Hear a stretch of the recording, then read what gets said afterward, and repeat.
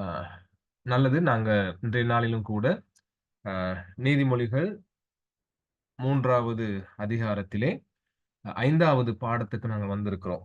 இந்த 5வது பாடத்திலே 11ஆம், 12ஆம் வசனங்களை இன்றைய நாளிலே நாங்கள் தியானிக்க இருக்கின்றோம். நீதிமொழிகள் 3ஆம் அதிகாரம் 11ஆம், 12ஆம் வசனங்கள். வசனங்கள் இப்படியாக சொல்லுகிறது: என் மகனே, நீ கர்த்தருடைய சிட்சையை அற்பமாக எண்ணாதே, அவர் கடிந்து கொள்ளும்போது சோர்ந்து போகாதே என்று 11ஆம் வசனம் ஆரம்பிக்கிறது. ரைட்? சிட்சையை குறித்து இந்த 2 வசனங்கள் பேசுகிறத நம்ம அவதானிக்கிறோம். எனவே ஆம், நாங்க சிட்சைகளை அனுபவிக்கும் பொழுது கடவுளுடைய வார்த்தை எங்களிடத்துல கேட்டுக்கொள்ளுகிற காரியம் என்ன, ரைட்? அல்லது கடவுள் எங்களிடத்துல எதிர்பார்க்கிற காரியம் என்ன, அவர் போதிக்கிற காரியம் என்னவென்பதை இந்த வசனங்களுக்குள்ளே நாங்கள் கற்றுக்கொள்ள கூடியதாக இருக்கிறது. அப்ப நாங்க பார்த்தோம், ஆரம்பத்திலிருந்து பார்த்துக் கொண்டு வாரதை போல, கடவுள் வந்து தொடர்ந்தும் என் மகனே, இல்லையா? அப்ப சாலமோன் இந்த வசனங்களை எழுதும் பொழுது என் மகனேன்னு எழுதினார். இன்றைக்கு நாங்கள் அந்த வசனங்களை வாசிக்கும் பொழுது வேதாகமத்துல கடவுள் தன்னுடைய ஜனங்களை அவருடைய பிள்ளைகளாக, ரைட்? அதே போல அவர் அந்த அவர்களுடைய பிதாவாக தன்னை தொடர்ந்தும் வெளிப்படுத்துகின்ற ஆண்டவராக இருக்கிறார், இல்லையா? நாங்க வாசிக்கிறோம், எரேமியா 31 9ஆம் வசனத்துல பாருங்க, அழுகையோடும் விண்ணப்பங்களோடும் வருவார்கள், அவர்களை வழிநடத்துவேன், அவர்களை தண்ணீர் உள்ள நதிகள் அண்டைக்கு இடராத செம்மையான வழியிலே நடக்க பண்ணுவேன். இஸ்ரவேலுக்கு நான் பிதாவாய் இருக்கிறேன், எப்பிராயும் என் சிரேஷ்ட புத்திரனாய் இருக்கிறான். ரைட்? அப்ப ஆண்டவர் இஸ்ரவேலுக்கு நான் பிதாவாய் இருக்கிறேன் என்று சொல்லி வெளிப்படுத்துகின்ற கர்த்தர். அதே போல நாங்க பார்க்கிறோம், புதிய ஏற்பாட்டுல ஆண்டவர் இயேசு ஜெபிக்க கற்றுக் கொடுக்கும் பொழுது பரமண்டலங்களில் இருக்கின்ற எங்கள் பிதாவே என்று சொல்லி கடவுளை அறிமுகப்படுத்துகிறத நம்ம கவனிக்கிறோம். எனவே என் மகனே என்று சொல்லி இந்த 11ஆம் வசனம் 3ஆம் அதிகாரம் நீதிமொழிகள்ல நாங்க கடவுளுடைய வசனத்தை வாசிக்கிறோம், இல்லையா? அப்ப தொடர்ந்து நாங்க பார்த்ததை போல ஒரு தகப்பன் தன் பிள்ளைக்கு கொடுக்கின்ற அறிவுரை. அப்ப நம்மளுடைய தேவன், நம்முடைய பிதா, நம்முடைய அப்பாவாக நம்முடைய வாழ்வின் எஜமானராக இருந்து நம்மை முழுவதுமாக அறிந்து கொண்ட கர்த்தர், நம்மை குறித்து தெரிந்து வைத்திருக்கின்ற ஆண்டவர், நம்மை மீட்டுக் கொண்ட கர்த்தர், நம்முடைய வாழ்வை குறித்து அக்கறையோடு செயல்படுகின்ற ஆண்டவர், ரைட்? அப்படியான கர்த்தர் நம்முடைய தகப்பனாக, ரைட், தன்னை வெளிப்படுத்தி எங்களை மகனே என்று அழைத்து இந்த அறிவுரைகளை எங்களுக்கு சொல்லுகிறவராக இருக்கிறார். ரைட்? எனவே இந்த அறிவுரைகள் வந்து மிகவும் முக்கியமானது, நம்முடைய வாழ்க்கைக்கு மிகவும் அவசியமானது என்பதை நாங்க கவனிக்கிறோம். எனவே இந்த இடத்துல நாங்கள் திரும்பவும் பார்க்கிறோம், என் மகனே என்று அழைத்து ஆண்டவர் சொல்றாரு, நீ கர்த்தருடைய சிட்சையை என்று அந்த வசனம் ஆரம்பிக்கிறது, இல்லையா? கர்த்தருடைய சிட்சையை. அப்ப சிட்சைன்னு சொல்லும் பொழுது டிசிப்ளின், ரைட்? அல்லது நாங்க என்ன சொல்றோம், ஒழுக்கமான பாதையிலே எங்களை நடத்துகின்ற காரியமாக அது இருக்கிறது. நாங்க அந்த சிட்சை என்ற சொல்லுக்கு நாங்க அர்த்தத்தை பார்க்கிறோம். அப்ப நீ கர்த்தருடைய சிட்சைன்னு சொல்லும் பொழுது கடவுள் அவரு உன்னை ஒழுக்கமான பாதைகள்ல வழிநடத்துகின்ற வேளையில், அல்லது உன்னை அவர் கண்டிக்கும் பொழுது, அல்லது அவர் உன்னை எச்சரித்து திருத்தி நடத்தும் பொழுது, ரைட்? கர்த்தருடைய சிட்சைன்னு சொல்லும் பொழுது இப்படியான விவரங்களை நாங்க பெற்றுக்கொள்ளலாம். அவர் எங்களை டிசிப்ளின் பண்ணும் பொழுது. அப்போ ஒரு தகப்பன் தன்னுடைய பிள்ளை எப்படியும் வாழ்ந்துட்டு போகட்டும்னு சொல்லி என்ன செய்ய மாட்டாரு? விட்டுட மாட்டாரு, இல்லையா? ஒரு நல்ல தகப்பன் மகன டிசிப்ளின் பண்ணுவார், ரைட்? ஒழுக்கமான வாழ்க்கை வாழும்படி அவனை வழி நடத்துவார். அப்ப இங்க சொல்லப்படுகிறது, நீ கர்த்தருடைய சிட்சையை, ரைட்? கடவுள் உன்னை டிசிப்ளின் பண்ணும் பொழுது நீ என்ன செய்யக்கூடாதா? அதை அற்பமாக எண்ணாதே, ரைட்? இந்த அற்பமாக எண்ணாதேன்னு சொல்லும் பொழுது நீ அதை ரிஜெக்ட் பண்ணக்கூடாது, ரைட்? நீ அதை நிராகரிக்க கூடாது, ரைட்? அல்லது எப்படி சொல்லலாம், கணக்கெடுக்காம நீ அதை அதை அதை கணக்கெடுக்காம இருக்கக்கூடாது, ரைட்? கடவுள் உன்னை சிட்சிக்கும் பொழுது அதை நீ வந்து நிராகரிச்சுட்டு அதை கண்டு கொள்ளாம அல்லது கணக்கெடுக்காம நீ இருக்கக்கூடாது, ரைட்? அதே மாதிரி அந்த சிட்சை வந்து ஒரு அர்த்தம் இல்லாத ஒரு காரியம், அதுக்கும் கடவுளுக்கும் எந்த விதமான சம்பந்தம் இல்ல என்ற மாதிரி இருக்கக்கூடாது என்பதை நாங்க பார்க்கிறோம். அப்ப என் மகனே என்று அழைத்து கர்த்தர் உன்னைய டிசிப்ளின் பண்ணும் பொழுது, அத நீ என்ன செய்யக்கூடாது? அது அர்த்தமற்ற காரியமாக எண்ணி அதை நீ தள்ளி வச்சிடக்கூடாது என்பதை நாங்க இங்க பார்க்கிறோம். அதை நீ அற்பமாக எண்ணாதே, அதை நீ ரிஜெக்ட் பண்ணாத, ரைட்? அதை நீ நிராகரிக்காத என்று சொல்லி இந்த வசனம் ஆரம்பிக்கிறது. என் மகனே, நீ கர்த்தருடைய சிட்சையை அற்பமாக எண்ணாதே. ரைட்? அப்ப எனக்கும் உங்களுக்குமான கடவுளுடைய செய்தி, ரைட்? எங்களுக்கு வருகின்ற சிட்சையை நாங்க கணக்கெடுக்காம இருக்கக்கூடாது. அதை ஒரு இலகுவான ஒரு விஷயமாக நாங்க எடுத்துக்கொள்ளக் கூடாது. அப்ப இப்படி சொல்லும் பொழுது நாங்க கவனிக்கிறோம் என்ன? அப்ப ஏதோ ஒரு மேன்மையான ஒரு ஆசீர்வாதமான காரியமாக அது இருக்குமோ என்ற ஒரு சிந்தனை எங்களுக்குள்ள இப்ப வந்திருக்கும். நாங்க தொடர்ந்து பார்க்கும் பொழுது, ஆண்டவருடைய வசனத்துல நாங்க பழைய ஏற்பாடுல கவனிக்கிறோம். கடவுளுடைய ஜனங்கள், ரைட்? எரேமியா 2ஆம் அதிகாரத்த நாங்க முழுவதுமாக வாசிச்சு பார்ப்போம்னு சொன்னா, நீங்க பிறகு வாசிச்சு பாருங்க. நான் சில வசனங்கள் மட்டும் போட்டிருக்கிறேன். அந்த வசனங்கள்ல ஆண்டவர் எப்படி தன்னுடைய ஜனங்கள சிட்சிக்க போகிறார், ரைட்? ஏன் சிட்சிக்க போகிறார் என்பதை நாங்க பார்க்கிறோம். சரியா? அப்ப அந்த வசனங்கள் சொல்லுகிறது, என்னை விட்டு தூரப்பட்டு மாயையை பின்பற்றி வீணராய் போகிறதற்கு என்னிடத்தில் என்ன அநியாயத்தை கண்டார்கள்? செழிப்பான தேசத்தின் கனியையும் நன்மையையும் சாப்பிடும்படிக்கு நான் உங்களை அவ்விடத்திற்கு அழைத்துக் கொண்டு வந்தேன். ஆனாலும் நீங்கள் அதற்குள் பிரவேசித்தபோது என் தேசத்தை தீட்டுப்படுத்தி என் சுதந்திரத்தை அருவருப்பாக்கினீர்கள். கர்த்தர் எங்கே என்று ஆசாரியர்கள் சொல்லாமலும் வேதத்தை போதிக்கிறவர்கள் என்னை அறியாமலும் இருந்து மெய்ப்பர்கள் எனக்கு துரோகம் பண்ணினார்கள். தீர்க்கதரிசிகள் பாகாலைக் கொண்டு தீர்க்க தரிசனம் சொல்லி வீணானவைகளை பின்பற்றினார்கள் என்று எரேமியா 2ஆம் அதிகாரம் நீங்க 1ஆம் வசனத்திலிருந்து கடைசி வரைக்கும் வாசிக்கும் பொழுது நாங்க பார்க்கலாம். மக்கள் எவ்வளவாக அ கடவுளை விட்டு கடவுளை அ விட் கடவுளை விட்டு தூரமாக போனார்கள், கடவுளை கோபப்படுத்தினார்கள், அல்லது கடவுளுக்கு உகந்த ஒரு வாழ்க்கை வாழாமல், ரைட்? கடவுள் எதற்கு அழைத்தாரோ அதை மறந்து, ரைட்? அவங்க என்ன செய்தாங்க? தங்களுடைய சுய லாபங்களை தேடி பாகால்களை பின்பற்றினார்கள். அதேபோல கடவுளுக்கு ஊழியம் செய்கின்ற ஆசாரியர்கள் அல்லது வேதத்தை போதிக்கிறவர்கள் அல்லது மெய்ப்பர்கள் என்ன செய்தாங்களாம்? துரோகம் பண்ணினார்கள் என்று சொல்லப்படுகிறது. தீர்க்க தரிசனம் சொல்லுகிறவர்கள் என்ன செய்தார்களாம்? பாகால்களை கொண்டு, அந்நிய தேவர்களை கொண்டு என்ன செய்தார்களாம்? அவங்களுடைய உதவியோடு அல்லது ஆ அந்த சமய அனுஷ்டானங்களின்படி அல்லது அந்நிய மத சமய அனுஷ்டானங்களின்படி தீர்க்க தரிசனம் சொல்லி வீணானவைகளை பின்பற்றினார்கள் என்று ஆண்டவர் சொல்றார். சரியா? இப்படியாக தன்னுடைய ஜனங்கள் போகும் பொழுது, ரைட்?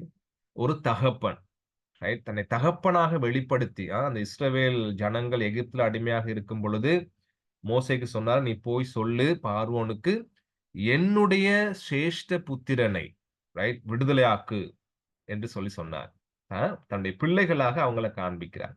அப்ப பிள்ளைகளாக அவங்களை காண்கின்ற, வழிநடத்துகின்ற கர்த்தர், தன்னுடைய பிள்ளைகள் இப்படியான முறையில நடந்து கொண்டிருக்கும் பொழுது, ஒரு நல்ல தகப்பன், ரைட்? அ அவர் வந்து கண்டும் காணாமல் இருக்கக்கூடுமா? இருக்க முடியுமா? இல்லையா?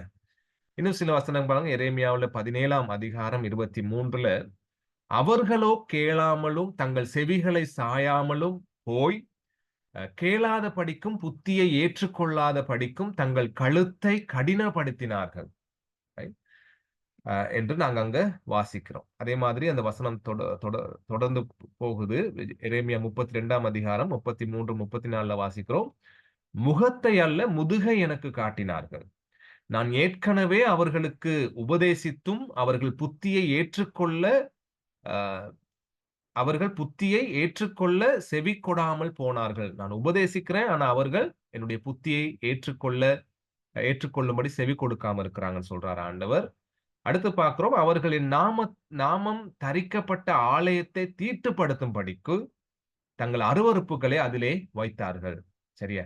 அப்ப கடவுளுடைய நாமம் விளங்குகின்ற, கடவுளுடைய பிரசன்னம் இருக்க வேண்டிய அந்த இடத்துல, அ அதை தீட்டுப்படுத்தும்படி அவர்கள் தங்கள் அருவருப்புகளை வைத்தார்கள் என்று சொல்லப்படுகிறது. ரைட்டா? அப்ப அடுத்த வசனம் பாருங்க. எரேமியா 35:13. இஸ்ரவேலின் தேவனாகிய சேனைகளின் கர்த்தர் உரைக்கிறது என்னவென்றால், நீ போய் யூதாவின் மனுஷரையும் எருசலேமின் குடிகளையும் நோக்கி, நீங்கள் என் வார்த்தைகளை கேட்டு புத்தியை ஏற்றுக்கொள்ளுகிறது இல்லையோ என்று கர்த்தர் சொல்லுகிறார். சரியா? அப்ப மக்கள் வந்து தொடர்ந்தும் கடவுளுக்கு விரோதமாக எவ்வளவு மோசமாக செயல்பட முடியுமோ, அவ்வளவுக்கு அவ்வளவு மோசமா செயல்பட்டுக் கொண்டிருந்தாலும், கடவுள் என்ன செய்றாரு? தன்னுடைய தீர்க்கதரிசிகள அனுப்பி அவங்களோட பேசிக்கொண்டே இருக்கிறார். ரைட்டா? நீங்க ஏன் என்னுடைய புத்திய ஏற்றுக்கொள்ள மாட்டேங்கிறீங்க? ஏன் கீழ்ப்படிய மாட்டேங்கிறீங்க? என்னிடத்துல என்ன குறைவை கண்டீங்கன்னு சொல்லி, ஒரு தகப்பன் தன் பிள்ளைகளை தேடி போய், அவங்களுக்கு ஆலோசனை கொடுக்கிறதைப் போல ஆண்டவர் என்ன செய்றாரு? அ ஆலோசனை கொடுத்துக் கொண்டே இருக்கிறார். அதேபோல அவங்க கேட்காத சந்தர்ப்பத்துல அவர்களுக்கு தண்டனையை, சிட்சையை ஆண்டவர் கொடுக்கிறத நம்ம கவனிக்கிறோம். சரியா? அப்ப எரேமியா 2ஆம் அதிகாரத்த வாசிச்சு பார்க்கும் பொழுது, முழு டீட்டெயில்ஸையும் நாங்க பார்க்கக்கூடியதாக அங்க இருக்கிறத நாங்க அவதானிக்க கூடும். எனவே எரேமியா 2ஆம் அதிகாரம் 30ஆம் வசனத்துல ஆண்டவர் சொல்ற காரியம் என்ன? நான் உங்கள் பிள்ளைகளை அடித்தது விருதா, சிட்சையை ஏற்றுக்கொள்ளாமல் போனார்கள் என்று சொல்லி ஆண்டவர் சொல்லுகிறார். சரியா? அப்ப மக்கள் தவறான முறைகள்ல நடக்கும் பொழுது ஆண்டவர் எச்சரிக்கிறாரு. ஆண்டவர் அ ஆலோசனை கொடுக்கிறார். அவர்களை எச்சரிக்கும் பொழுது அவங்க அந்த எச்சரிப்பை என்ன செய்யல? ஏற்றுக்கொள்ளாம போனாங்க என்பதை நாங்க பார்க்கிறோம். சரியா? அப்ப கடவுள் ஏன் தொடர்ந்து தொடர்ந்து போய் பேசுறாரு? ரைட்? அவங்கள மீட்டுக் கொள்ளும்படி, அவங்களுக்கு வாழ்க்கை அளிக்கும்படி. இல்லையா? ரைட். அப்ப இங்க என்ன சொல்றாரு? நான் உங்கள் பிள்ளைகளை அடித்தது விருதா, சிட்சையை அவங்க என்ன செய்யல? ஏற்றுக்கொள்ளாமல் போனார்கள். ரைட். சிட்சை வந்து அவங்களுக்கு அவங்க வாழ்க்கைக்கு பொருந்தாத ஒரு விஷயமா இருந்துச்சு. சிட்சையை குறித்து அவங்க ஆண்டவர் சிட்சிக்கும் பொழுது அதை அவங்க விருப்பத்தோட ஏற்றுக்கொள்ளல. அதை குறித்து அவங்க அறிந்து கொள்ளவும் இல்லை என்று சொல்லி நாங்க கவனிக்கிறோம். எனவே நீதிமொழிகள்ல நாங்க வாசிக்கிறோம். கடவுள் நமக்கு சொல்லுகிறார், "நீ கர்த்தருடைய சிட்சையை ரைட் அற்பமாக எண்ணாதே." சரியா?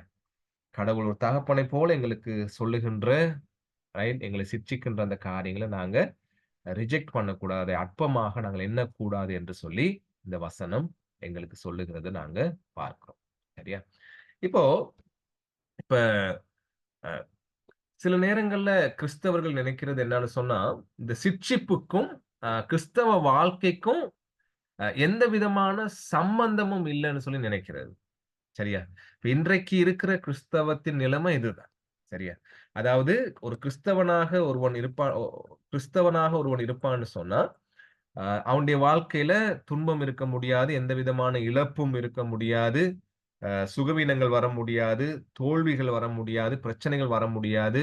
ரைட்? அப்படி ஒன்றுமே அ நெருக்கடி இல்லாத ஒரு வாழ்க்கை தான் கிறிஸ்தவ வாழ்க்கைன்னு சொல்லி இன்னைக்கு கற்பிக்கப்படுது. சரியா? அப்ப கிறிஸ்தவம் என்ன யோசிக்கிறாங்க? அப்ப இப்படியான துன்பங்கள், துயரங்கள் நம்முடைய வாழ்க்கையில வந்துச்சுன்னு சொன்னா, அது வந்து உண்மையான கிறிஸ்தவ வாழ்க்கை இல்ல என்று யோசிக்கிற அளவுக்கு இன்றைக்கு அ கிறிஸ்தவம் வந்து இன்னைக்கு போதிக்கப்பட்டு கொண்டு வருது போலியாக. சரியா? ரைட். பாருங்க, அ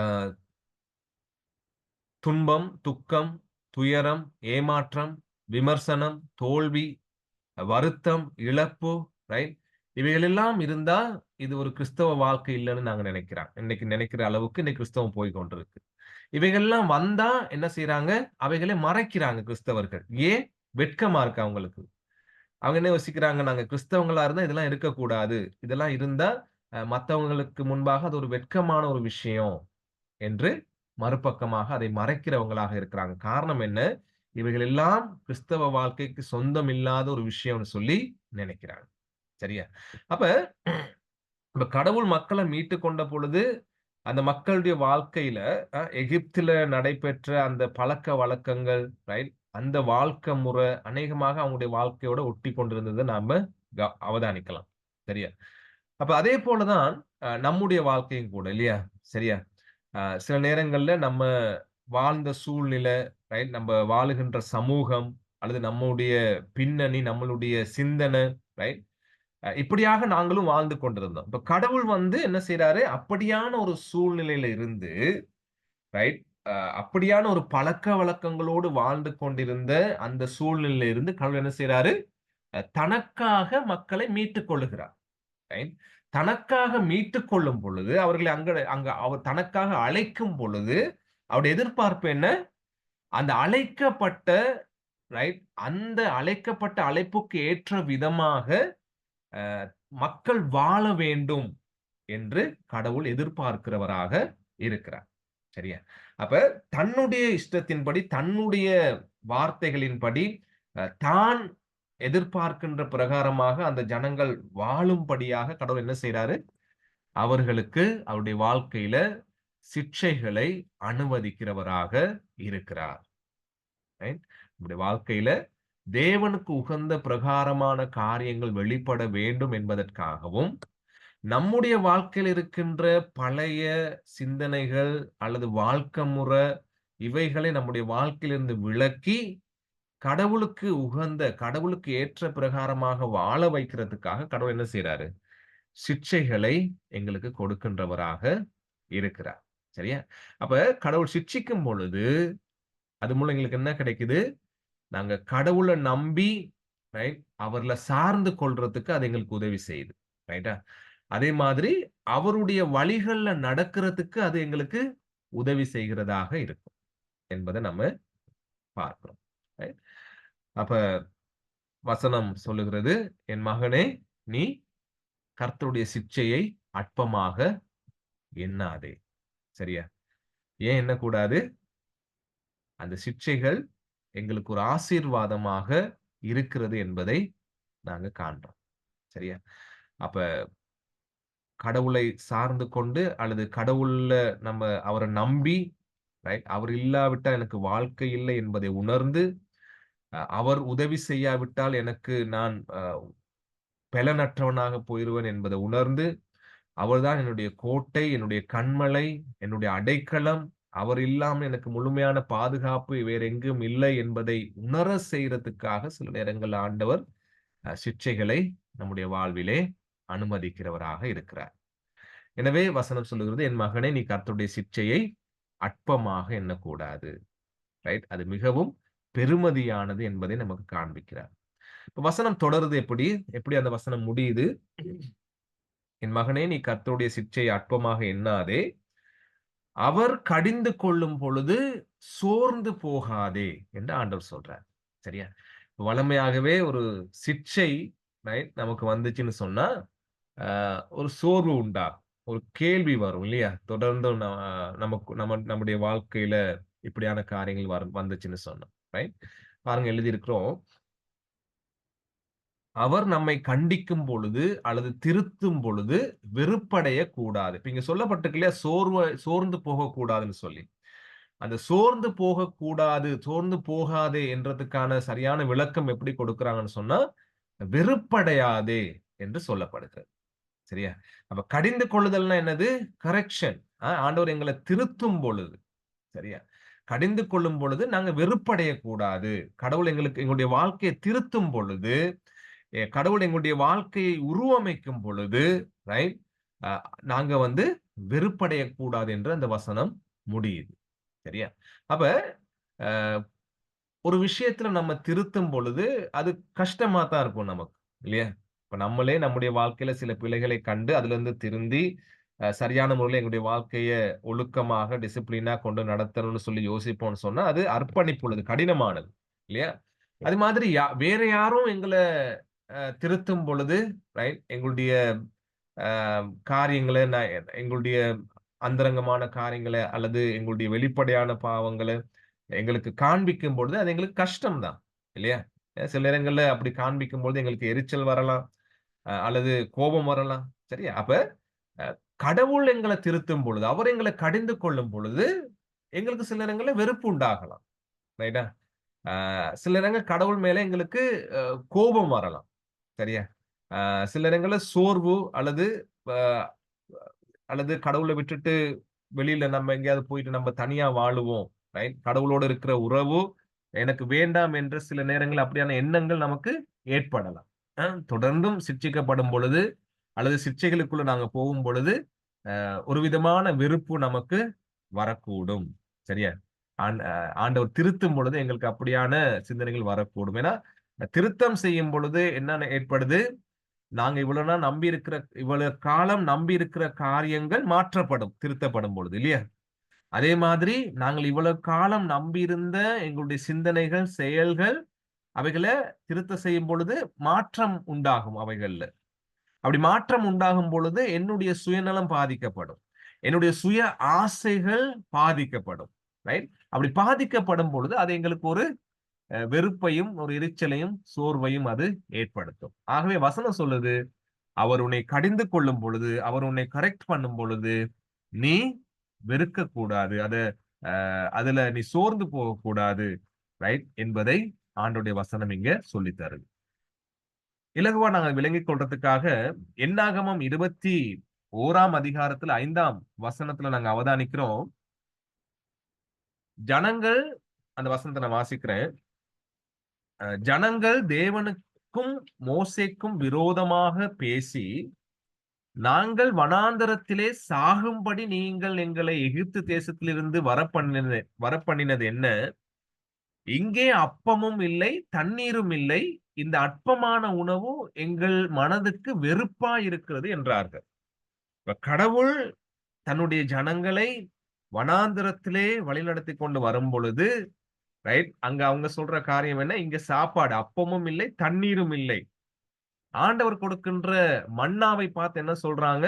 இது இந்த அற்பமான உணவு எங்கள் மனசுக்கு எப்படியா இருக்குன்னா, வெறுப்பா இருக்குதுன்னு அங்க சொல்றத நம்ம பார்க்கிறோம். சரியா?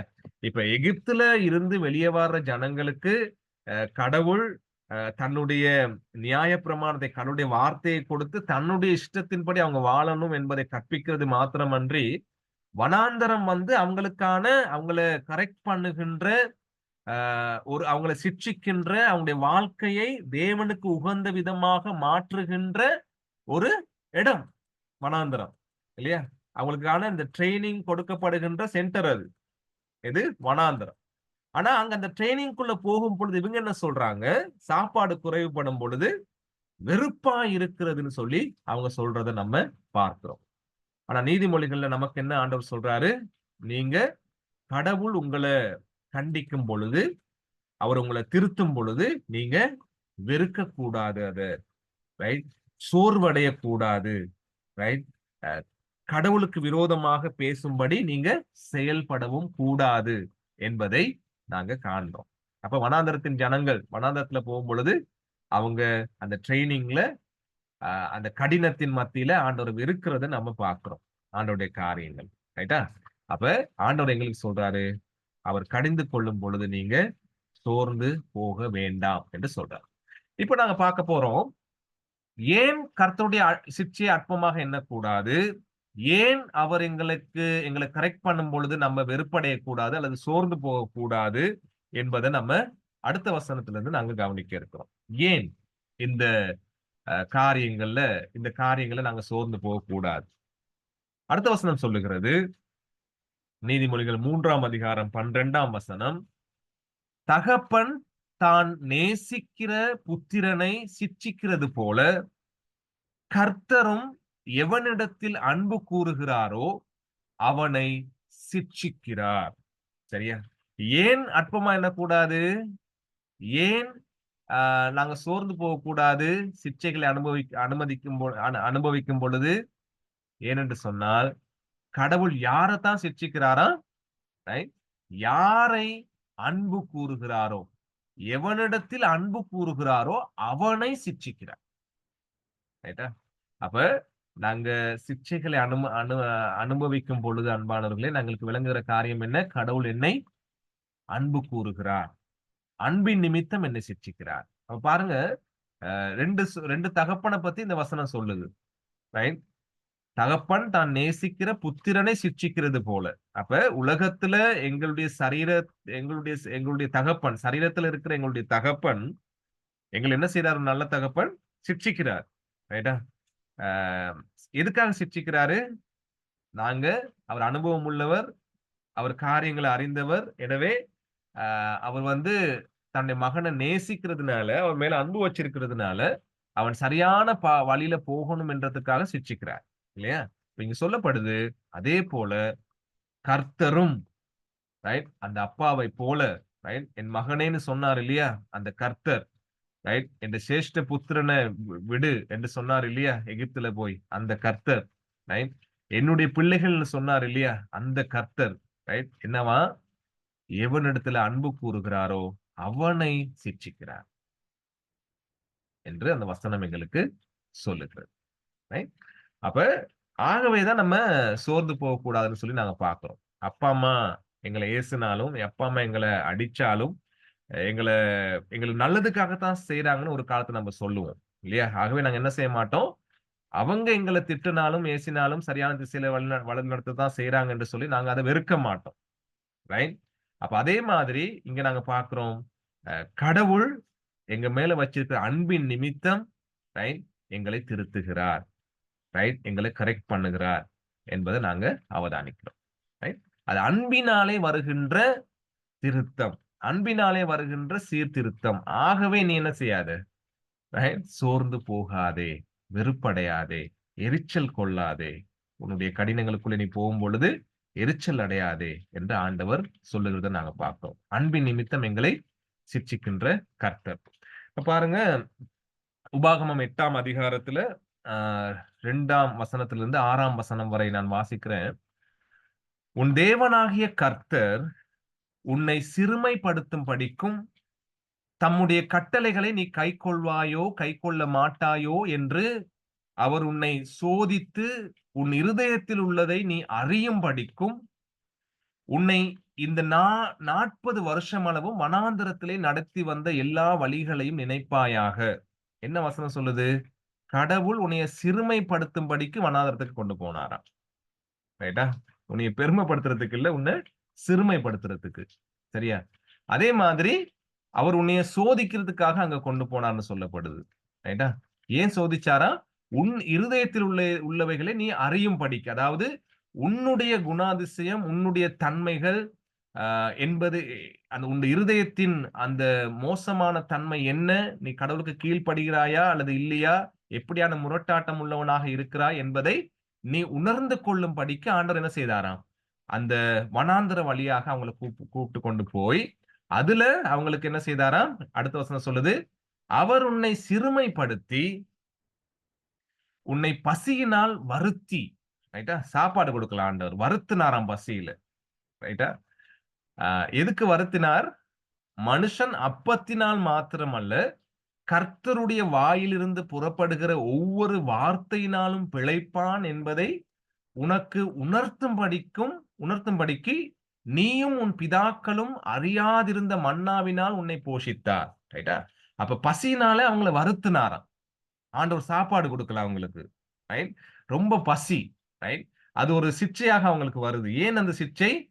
ஆண்டவர் கொடுக்க போகின்ற அற்புதமான அந்த போஷிப்பை, அந்த மன்னாவை அவங்களுக்கு கொடுக்கும்படி என்ன செய்றார்? அதுக்கு முதலாக அவங்கள ஆண்டவர் பசியினால வருத்தினார், சிறுமைப்படுத்தினார் என்று சொல்லப்படுகிறத நம்ம பார்க்கிறோம். ஆனா பசியினால வருந்தும் பொழுது என்ன செய்தாங்க அவங்க?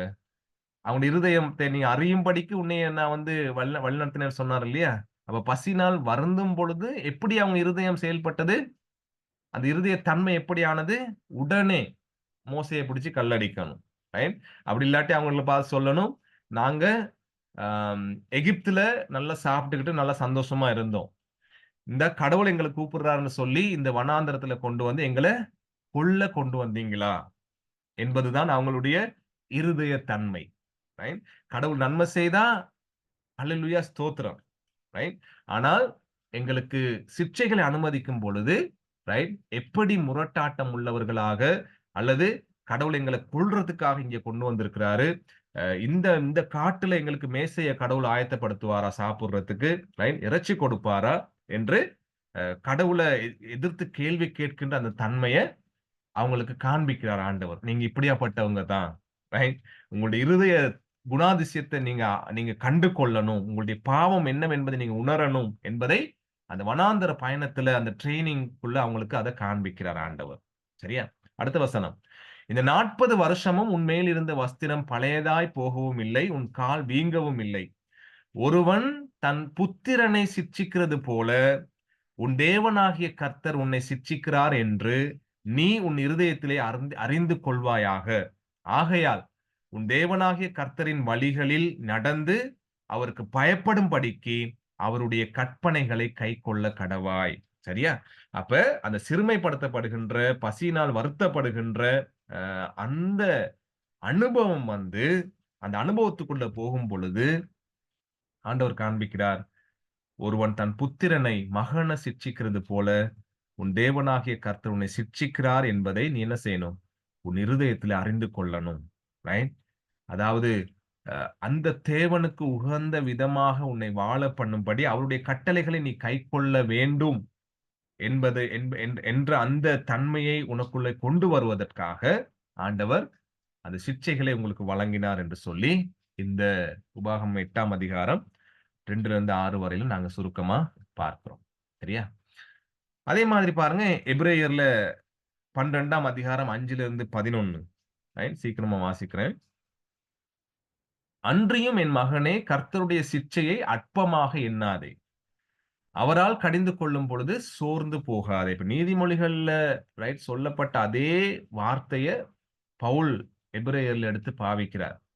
அன்றியும் என் மகனே, கர்த்தருடைய சிட்சையை அற்பமாக எண்ணாதே, அவரால் கடிந்து கொள்ளப்படும் போது நீ சோர்ந்து போகாதுன்னு சொல்லிட்டு இன்னும் விளக்கமா எழுதுறார். என்னன்னு சொன்னா, கர்த்தர் எவனிடத்தில் அன்பு கூறுகிறாரோ அவனை அவர் சிட்சித்து தாம் சேர்த்துக் கொள்ளுகிற எந்த மகனையும் தண்டிக்கிறார். தான் சேர்த்துக் கொள்ளுகின்ற, தான் அன்பு வைத்திருக்கின்ற எந்த மகனையும் அவர் தண்டிக்கிறார் என்று பிள்ளைகளுக்கு சொல்லுகிறது போல உங்களுக்கு சொல்லியிருக்கிற புத்திமதியை மறந்தீர்கள்.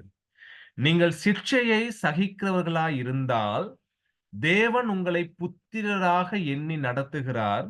தகப்பன் சிட்சியாத புத்திரர் உண்டோ? எல்லாருக்கும் கிடைக்கும் சிட்சை உங்களுக்கு கிடையாது இருந்தால் நீங்கள் புத்திரராய் இராமல் வேசிப்பிள்ளைகளாய் இருப்பீர்களே. அன்றியும் நம்முடைய சரீரத்தின் தகப்பன்மார்கள் நம்மை சிட்சிக்கும் போது அவர்களுக்கு நாம் அஞ்சி நடந்திருக்க நாம் பிழைக்கத்தக்கதாக ஆவிகளின் பிதாவுக்கு வெகு அதிகமாய் அடங்கி நடக்க வேண்டும் அல்லவா? அவர் தங்களுக்கு நலமென்று தோன்றினபடி கொஞ்ச காலம் சிட்சித்தார்கள். உலகத்து தகப்பன்மார்கள் கொஞ்ச காலம் சிட்சித்தார்கள். இவரோ, அதாவது கடவுளோ, தம்முடைய பரிசுத்தத்துக்கு நாம் பங்கு உள்ளவர்களாகும் பொருட்டு நம்முடைய பிரயோஜனத்துக்காகவே நம்மை சிட்சிக்கிறார். எந்த சிட்சையும் தற்காலத்தில் சந்தோஷமாய் காணாமல் துக்கமாய் காணும் ஆகிலும் பிற்காலத்தில் அதில் பழகினவர்களுக்கு அது நீதியாகிய சமாதான பலனை தரும் என்று சொல்லி பவுல் எபிரேயர்ல விளக்கமாக எழுதுகிறத நம்ம கவனிக்கிறோம் அன்பானவர்களே. சரியா? அப்ப நாங்க பார்க்கிற காரியம் என்ன? கடவுள் நாங்க பிழைக்கத்தக்கதாக நாங்க கடவுளுக்கு அடங்கி நடக்கணும் என்றதுக்காக என்ன செய்யறாரா? எங்களை சிட்சிக்கிறார். சரியா? அப்படி அவர் எங்களை சிட்சியாது இருந்தாருன்னு சொன்னா நாங்க அவருடைய பிள்ளைகள் இல்ல. அவர் எங்களை சிட்சிக்கிறார்னு சொன்னா நாங்க அவருடைய பிள்ளைகளாக இருக்கிறோம். அவர் எங்களை அவருடைய மகன் என்ற அந்த எண்ணி எங்களை என்ன செய்யறாராம்?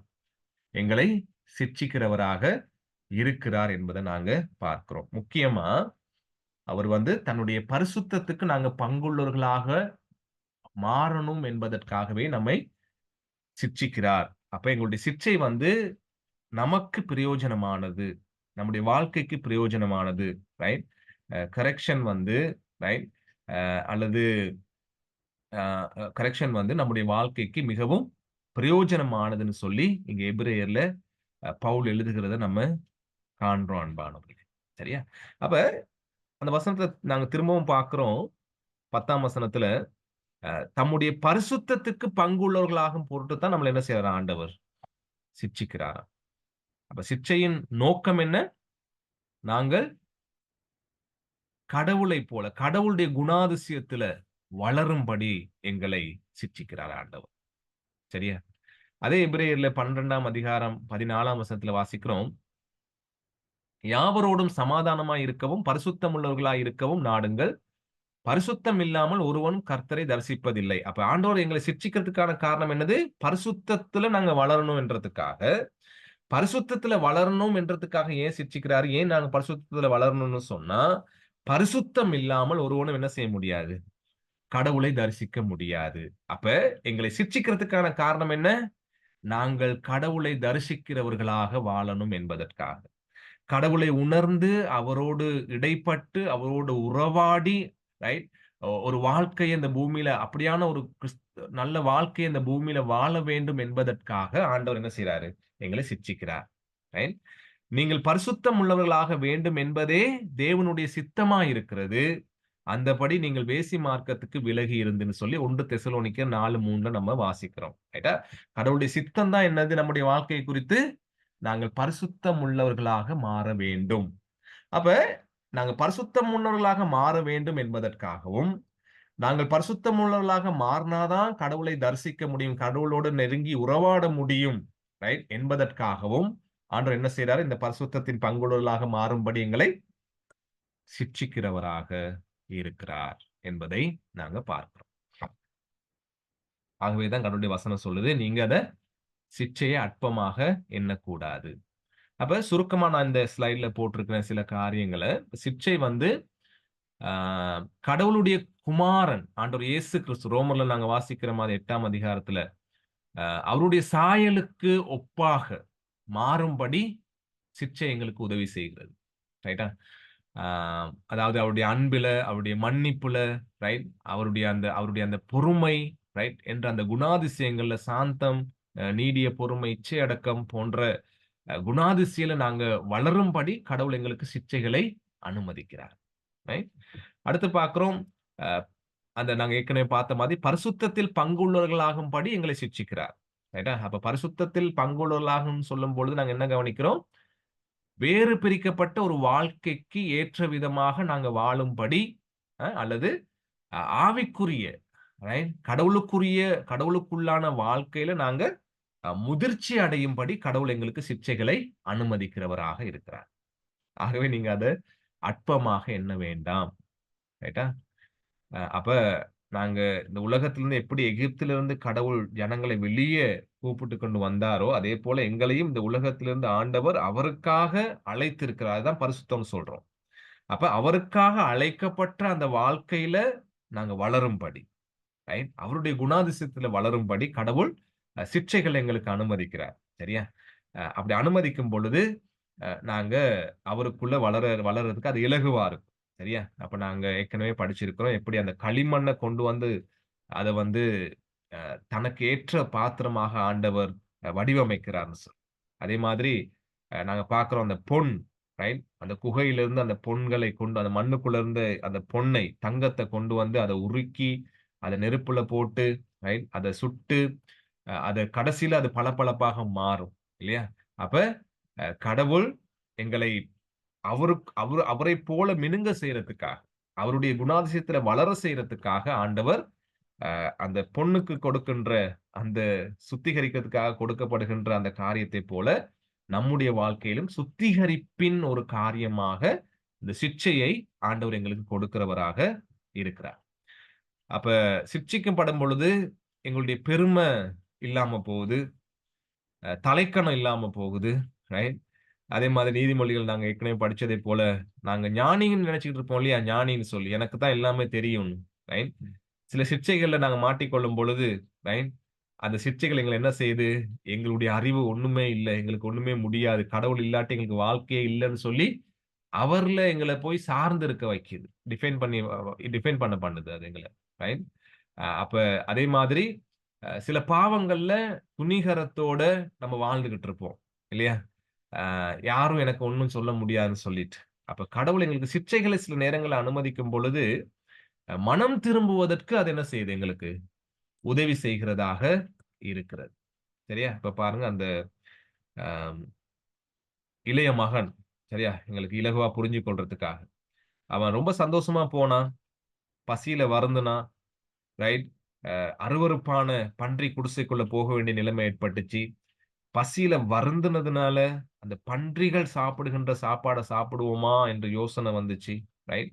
அப்ப அப்படியான சூழ்நிலைகள் அவனுக்கு வந்த பொழுது, அவன் என்ன செய்தான்? என் அப்பாகிட்டயே ஓடிர்றேன்னு சொல்லி திரும்ப ஓடி வந்தான். அப்ப அவனுக்கு கொடுக்கப்பட்ட அந்த சிட்சைகள், ரைட்? அந்த பணம் குறைவுபடும் பொழுது, இப்ப கைவீசி செலவழிக்க முடியல. ரைட்? சந்தோஷமாக காரியங்கள செய்ய முடியல. ஒண்ணுமே இல்லாம போயிருச்சு. எல்லாமே முடிஞ்சிருச்சு. எல்லா ஆட்டமும், பாட்டமும், கொண்டாட்டமும் கடைசியில பன்றி குடிசைக்குள்ள, சகதிக்குள்ள கொண்டு போயிருச்சு. ரைட்? அப்ப அது ஒரு சிக்ஷையாக அவனுக்கு இருக்குது. அந்த சிக்ஷை என்ன செய்துச்சு அவன, திரும்பவும் தன் தகப்பன் கிட்ட ஓடி வாரத்துக்கு உதவி செய்தது. ரைட்? அப்ப மனம் திரும்புவதற்கு சிக்ஷை நமக்கு உதவி செய்கிறதாக இருக்கிறது. ரைட்? சில நேரங்கள்ல நம்ம யோசிச்சிருப்போம், நம்ம தான் பண்டிதர்கள்ன்னு சொல்லி. இல்லையா? என்னை விட ஞானவான், ஆலோசனை சொல்லுகிறவன் ஒருத்தனும் இல்லன்னு நெனச்சுட்டு இருப்போம். ஆனா, சில காரியங்கள்ல அகப்பட்டு திண்டாடும் பொழுது, ஆண்டவரேன்ட்டு ஓடி வருவோம். ரைட்? கடவுள்ட்ட திரும்ப எங்களுக்கு உதவி செய்யுது. அதே மாதிரி சிக்ஷை நம்முடைய வாழ்க்கைய வடிவமைக்குது. ரைட்? கரெக்ஷன். கடவுள் எங்கள திருத்துறார். எங்கள திருத்தும் பொழுது, அது எங்களுடைய வாழ்க்கைய அழகாக்குது. அதே மாதிரி எங்களுடைய சுயத்த வெறுக்க செய்யுது. ரைட்டா? பொதுவாகவே மனிதர்களாகிய நாங்க சுயநலம் உள்ளவர்கள். ரைட்? அப்ப அந்த சுயத்தை வெறுக்க செய்து, செல்ஃபிஷ் மோட்டிவோட செயல்படாதபடிக்கு எங்கள வாழ்றதுக்கு கொஞ்சம் கொஞ்சமாக உதவி செய்யுது அது. அதே மாதிரி கடவுளுக்கு முதலிடம் கொடுக்கிறதுக்கு இப்ப நான் கடந்த வாரம் பார்த்தோம். உன்னுடைய அ ப விளைவின் முதற் பலன கடவுளுக்கு கொண்டு வான்னு சொல்லி. ரைட்? இப்ப சில நேரங்கள்ல சிக்ஷைகள் இல்லாம இல்லாம இருக்கிற சந்தர்ப்பத்துல அதெல்லாம் யோசிக்க மாட்டோம் நம்ம. ரைட்? அப்ப சில நேரங்கள்ல சிக்ஷைகள் கடவுளுக்கு முதலிடம் கொடுக்கணும் என்ற அந்த உணர்வை எங்களுக்கு கொடுக்கும். ரைட்? அதே மாதிரி கடவுள கனம் பண்றதுக்கு சிக்ஷைகள் உதவி செய்யும் எங்கள. ரைட்டா? அவர கனவீனப்படுத்தி, பரிசுத்த குலைச்சலாக்கி, காரியங்கள செய்து வாழும் பொழுது, எங்களுக்கு சிட்சைகள் வரும் பொழுது, அந்த சிட்சை எங்கள திசை திருப்பி, கடவுளை கனம் பண்ணி, அ அவர மகிமைப்படுத்துறதுக்காக, அது எங்களுக்கு ஒரு உதவியாக, ஒரு உந்துகோலாக அமையும். சரியா? அதே மாதிரி நாங்க கடைசியா எழுதியிருக்கேன் பாருங்க. சில நேரங்களில் நாம் வாழ்வில் நாம் காணாத, நாம் உணராத பாவங்களை அது எங்களுக்கு காண்பிக்கும். சரியா? சில நேரங்கள்ல ரைட் நம்முடைய வாழ்க்கையில இருக்கின்ற பாவங்கள் என்னன்னு எங்களுக்கே தெரியாது. சரியா? அந்த ஐஸ்வர்ய வாலிபன் போல. ரைட்? எல்லா கட்டளைகளையும் கடைபிடிச்சிருக்கேன்னு சொன்னான். ஆண்டவர் சொன்னாரு, "சொத்த வித்து ஏழைகளுக்கு குடுத்துட்டு பின்னுக்கு வான்னு" சொல்லும் பொழுது, சோர்ந்து போயிட்டு அவன் கவலையோட திரும்பி போயிட்டான். அவனுடைய பாவம் என்ன? அவனே கண்டு கொள்ள முடியாத பாவம், அந்த பணத்தின் மேல் இருந்த ஆசை. ரைட்? அதேபோல என்னுடைய இருதயத்திலும், உங்களுடைய இருதயத்திலும் அன்பானவர்களே, பல காரியங்கள் அ நம்முடைய வாழ்வின் சமாதானத்தை கெடுத்துக் கொண்டு இருக்கிறதாக இருக்கலாம். அப்ப கடவுள் சிட்சைகளின் மூலம் அவைகளை எங்களுக்கு காண்பிப்பார் அல்லது அவைகளை உணர செய்கின்ற ஆண்டவராக இருக்கின்றார் என்பதை நாங்க பார்க்கிறோம். இல்லையா? அப்ப நம்முடைய அதே மாதிரி அ சில சந்தர்ப்ப சூழ்நிலைகள்ல தான் இல்லையா? நாங்க பார்த்தோம் எகிப்தில் இருந்து வந்த ஜனங்கள் காட்டுக்குள்ள போய் சாப்பாடு இல்லாம வருந்தும் பொழுதுதான் ரைட் அவங்களுடைய குணாதிசயம் என்னவென்பதை அவங்க உணர்ந்து கொண்டாங்க. ரைட்? நாங்க பக்திவான்கள் இல்ல. நாங்க ரொம்ப மோசமான மக்கள் என்பத உணர்ந்து கொண்டாங்க. இல்லையா? செங்கடல தாண்டி வரும்பொழுது பாட்டு படிச்சு, ஆடி, துதி செலுத்திட்டு வந்தாங்க. தண்ணி இல்லாம போனோன, சாப்பாடு இல்லாம போனோன, கடவுள எப்படி கடவுளுக்கு விரோதமாக பேசி, திரும்பவும் அங்க போயிருவோம். ரைட்? அடிமைத்தனம் நல்லவன்னு சொல்லி பேசுற அளவுக்கு கொடூரமானவர்களாக இருந்தார்கள் என்பதை, அந்த குறைவுகள் ரைட்? அந்த சிட்சை அவங்களுக்கு காண்பித்தது. இல்லையா? அப்படியான கொடூரமானவர்கள் என்பதை. அதேபோல நம்முடைய வாழ்க்கையில நாங்க எப்படியாப்பட்ட குணாதிசயத்தை உடையவர்கள், எப்படியான இருதயம் உள்ளவர்கள், என்னுடைய பக்தி எவ்வளவு பெருசு, ரைட்? அல்லது இப்படியான நேரங்கள்ல எவ்வளவு மோசமானவனாக நான் செயல்படக்கூடும். எனக்கு கோபம் உண்டாக்குகின்ற சந்தர்ப்ப சூழ்நிலைகள், அல்லது எனக்கு விரோதமான காரியங்கள் வருகின்ற சந்தர்ப்ப சூழ்நிலைகள், அல்லது என்னுடைய சுயநலத்தை பாதிக்கின்ற மாதிரி வருகின்ற சூழ்நிலைகள், அல்லது எனக்கு குறைவு ஏற்படுகின்ற சூழ்நிலைகள், அல்லது எனக்கு தோல்விகள் வருகின்ற சூழ்நிலைகள்ல என் இருதயம் எப்படி இருக்குது என்பதை அந்த மாதிரி அந்த சிட்சைகள், அந்த மாதிரி அந்த நெருக்கடிகள் எங்களுக்கு காண்பிக்கிறதாக இருக்கும் அன்பானவர்களே. எனவே சிட்சைகளை தேவன் அவர் எங்களுடைய அப்பாவாக இருந்து ரைட் எங்களுக்கு கொடுக்கிறார். இவ்வளவு நன்மைகளை எங்களுடைய வாழ்விலே செய்யும்படி. எனவே என் மகனேன்னு கூப்பிடுறாரு எங்கள. கூப்பிட்டு சொல்றாரு, "நீ கர்த்தருடைய சிட்சையை அற்பமாக எண்ணாதே. அவர் கடிந்து கொள்ளும் பொழுது சோர்ந்து போகாதே." மிகுதியான காரியங்கள அடுத்த வாரம் நாங்க பார்க்கலாம். Thank you. ஏதாவது காரியங்கள் இருந்தா நீங்க பகிர்ந்து கொள்ள முடியும். இல்லாட்டி நாங்க ஜெபித்து நிறைவு செய்ய முடியும்.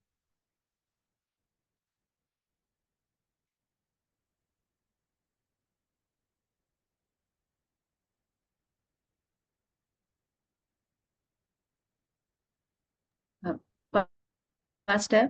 விளங்குது லட்சுமி.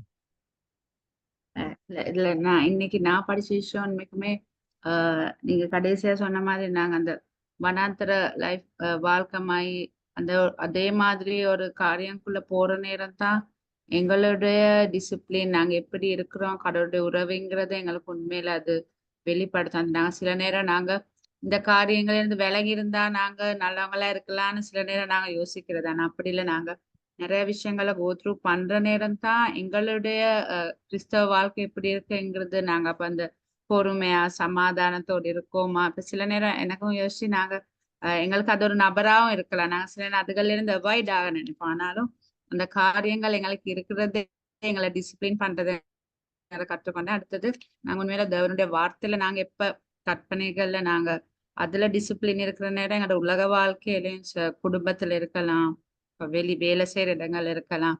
உண்மையில அங்க சொல்றவங்களோட எங்களுக்கு அந்த டிசிப்ளின் இருக்கலாம்ங்கிறதையும் நான் இல்லாட்டி நாங்க அதுகளுக்கும் நாங்க முரண்பாடா தான் இருப்போம். அந்த நாங்க சில விஷயங்கள்ல சமாதானத்தோடும் அந்த ஒப்புரவாகி அந்த ஒரு இருக்கிற அந்த சட்டத்திட்டங்களை ஒழுங்கா எங்களுக்கு அந்த டிசிப்ளினா அதை கை கொள்ள வேண்டிய ஆகும். உண்மையில நாங்க அதோடைய வார்த்தையில ஒழுங்கா இருந்தேங்கிறதையும் நான் கற்றுக்கொண்டேன் பாஸ்டர். ஸோ ம். தேங்க்யூ.